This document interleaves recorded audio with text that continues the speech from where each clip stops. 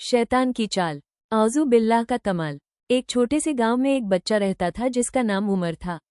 वो नेकदिल और आज्ञाकारी था, लेकिन कभी कभी वो खेलने में इतना मस्त हो जाता कि नमाज का समय निकल जाता। उसकी अम्मी हमेशा प्यार से कहती, बेटा जब मन में आलस आए तो आउज़ु बिल्लाह पढ़ लिया करो। एक दिन उमर दोस्तों के साथ खेलने गया।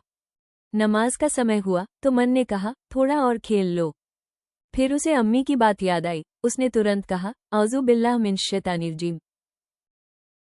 जैसे ही उसने पढ़ा, उसका मन हल्का हो गया और वो वुज़ू करने चला गया।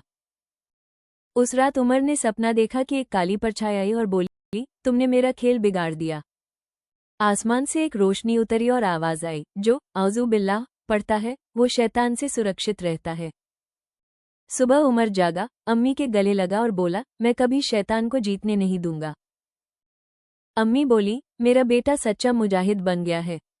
सबक: शैतान हमें नेकियों से रोकता है, लेकिन अल्लाह का जिक्र सबसे बड़ी ताकत है।